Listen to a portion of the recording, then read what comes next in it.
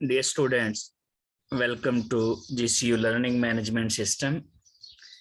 Dear students, intermediate part 1 chemistry का आज हम स्टार्ट करेंगे चैप्टर नंबर 8 केमिकल इक्विलिब्रियम। और इसमें जो हमारा पहला लेक्चर होगा इसमें हम देखेंगे रिवर्सिबल और इररिवर्सिबल रिएक्शंस में कैसे डिफरेंशिएट कर सकते हैं और स्टेट ऑफ डायनामिक इक्विलिब्रियम क्या होती है। तो सबसे पहले रिवर्सिबल और इररिवर्सिबल रिएक्शन में डिफरेंशिएट कर लेते हैं।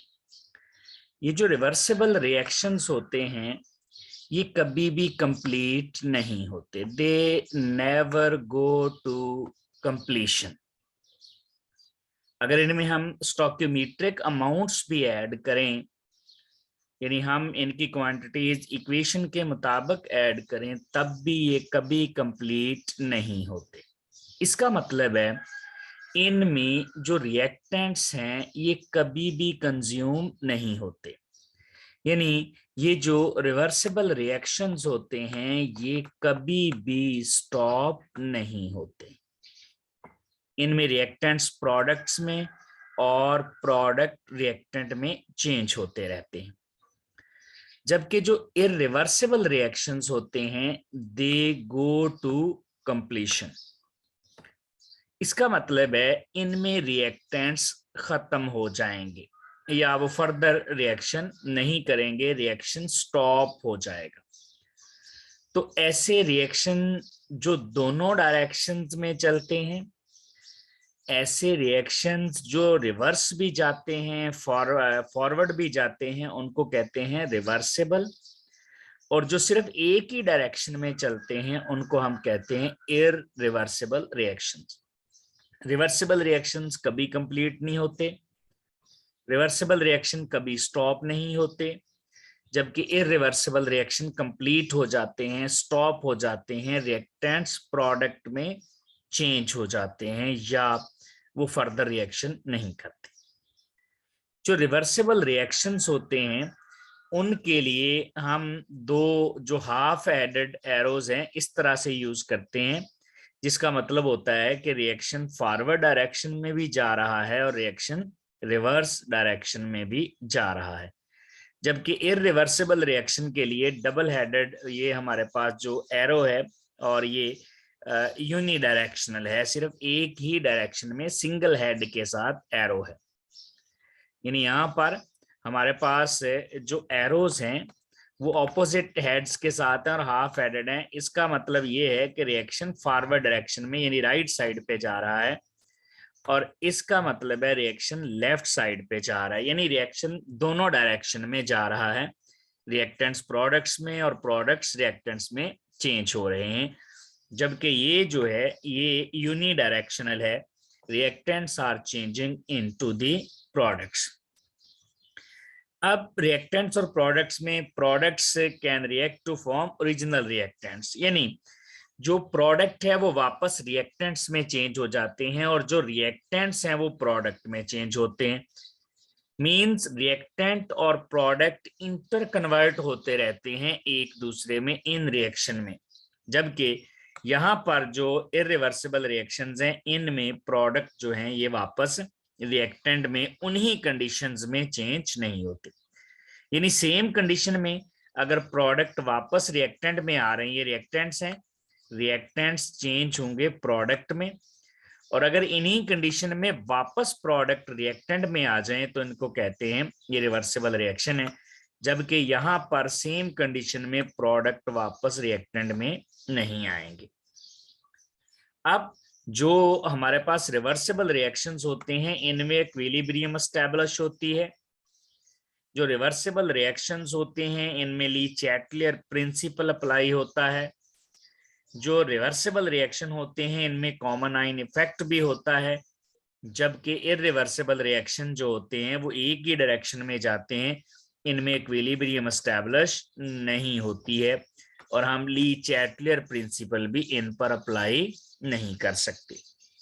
जैसे बड़ा ही एक कॉमन और बड़ा ही पॉपुलर किस्म का प्रोसेस है अमोनिया सिंथेसिस हैबर प्रोसेस, यानी नाइट्रोजन और हाइड्रोजन आपस में मिलते हैं तो ये चेंज हो जाते हैं अमोनिया में, और सेम कंडीशंस में अमोनिया डिकम्पोज होकर वापस चेंज हो जाता है नाइट्रोजन और हाइड्रोजन में।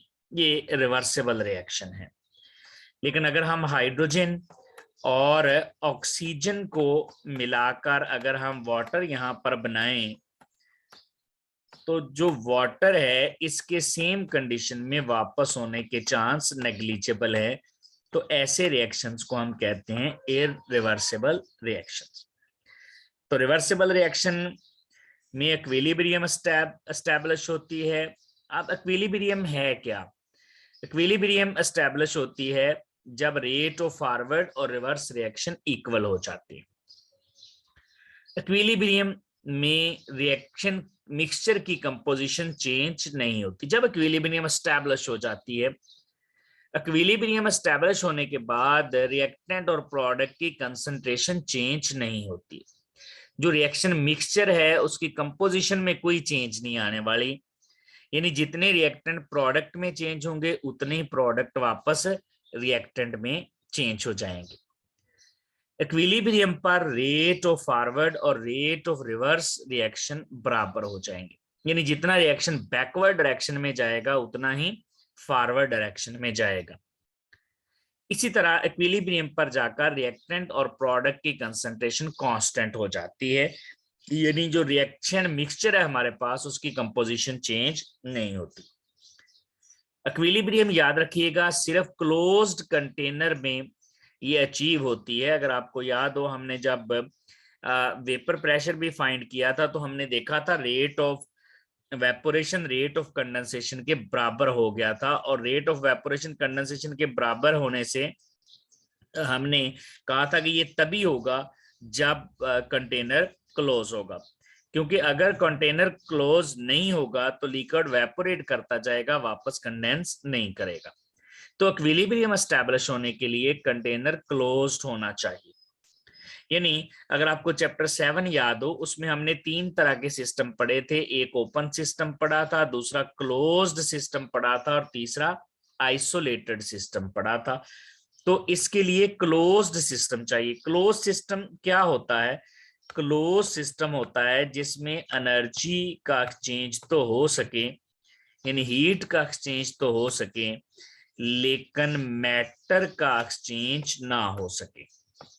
ओपन सिस्टम में क्या होता है? ओपन सिस्टम में ना सिर्फ एनर्जी का एक्सचेंज बल्कि मैटर का एक्सचेंज, ये दोनों ही पॉसिबल होते हैं। क्लोज्ड सिस्टम में एनर्जी यानी हीट एक्सचेंज तो हो सकती है सराउंडिंग के साथ, मैटर एक्सचेंज नहीं हो सकता।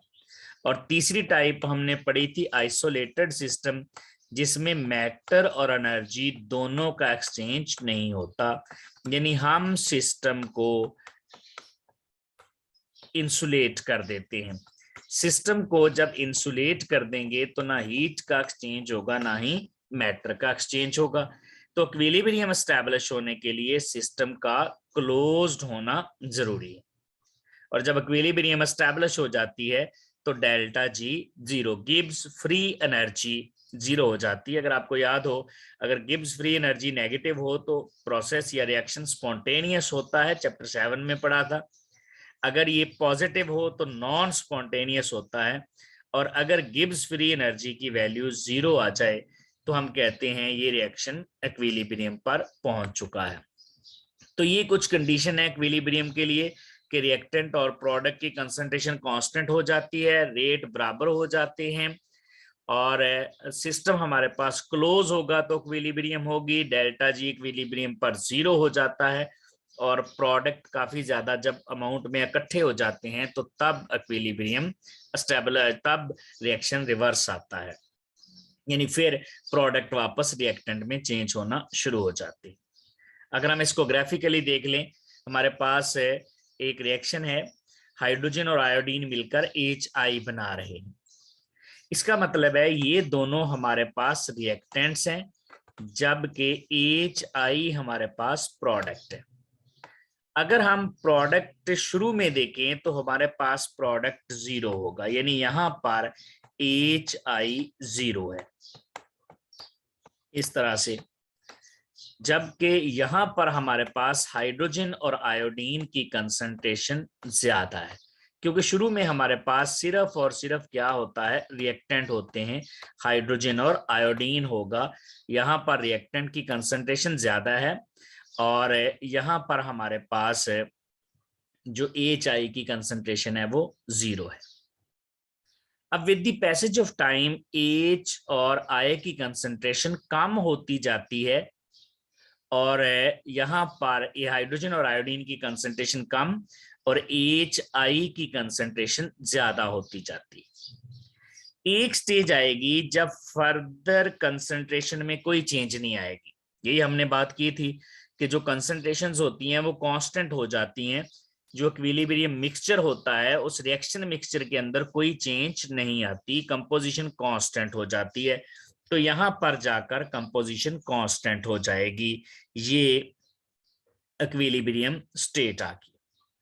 ये है जब हम कंसंट्रेशन के रेफरेंस से, यानी यहां पर हम इस एक्सेस पर अगर कंसंट्रेशन को शो करें कि ये हमारे पास कंसंट्रेशन है, इस एक्सेस पे कंसंट्रेशन बढ़ रही है, रिएक्टेंट की कंसंट्रेशन शुरू में ज्यादा है और प्रोडक्ट की कंसंट्रेशन 0 है।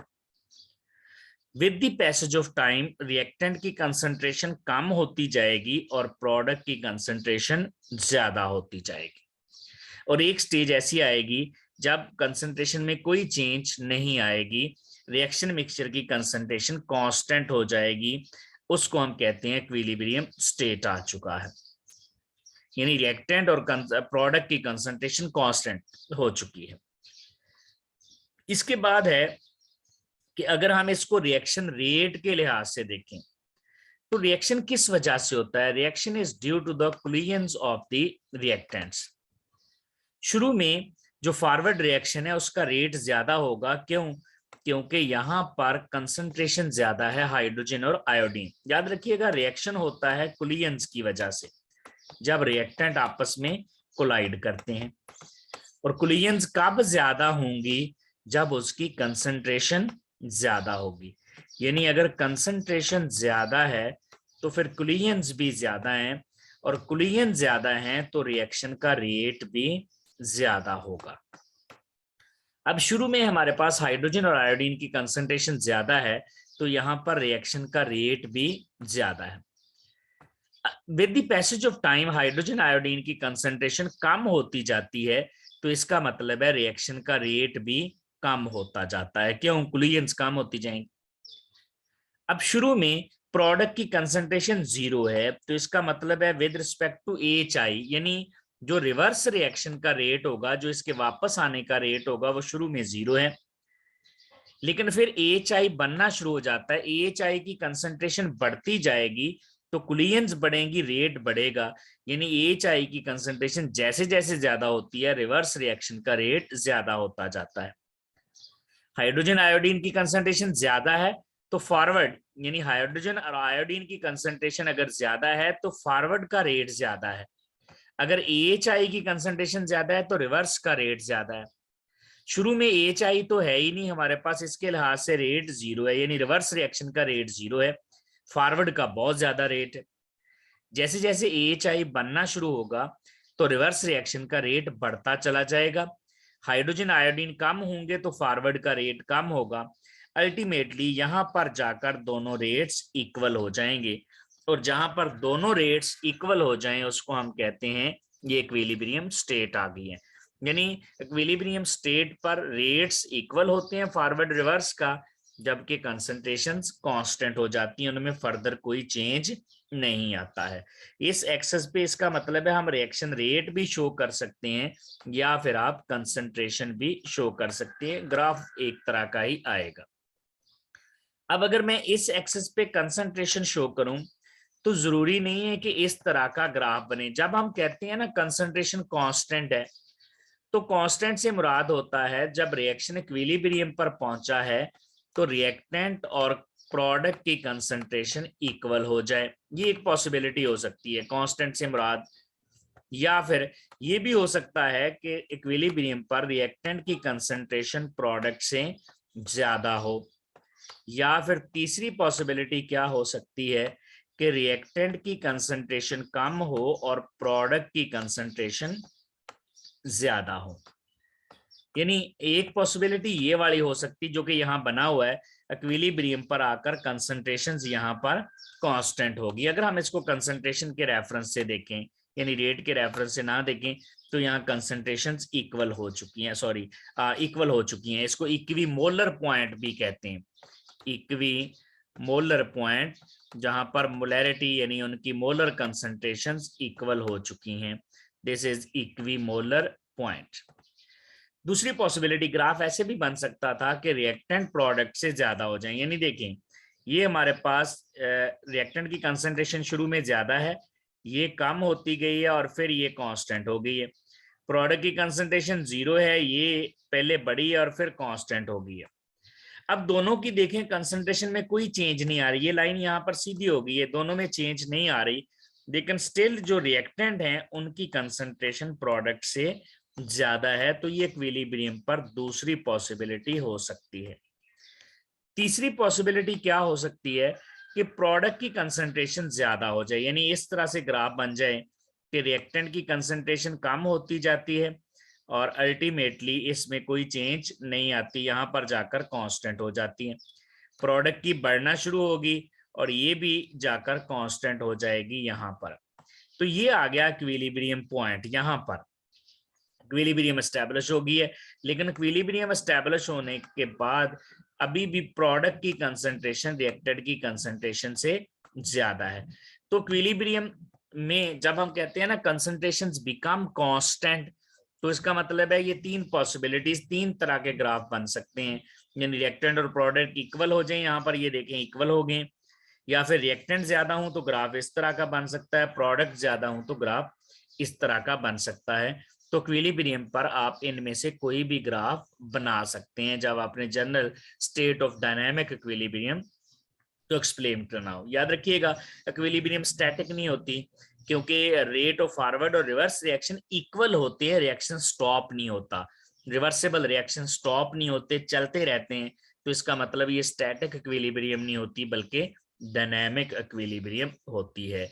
ये था डियर स्टूडेंट्स हमारा आज का एक छोटा सा लेक्चर। नेक्स्ट लेक्चर में हम डिस्कस करेंगे लॉ ऑफ मास एक्शन। तब तक के लिए थैंक यू वेरी मच।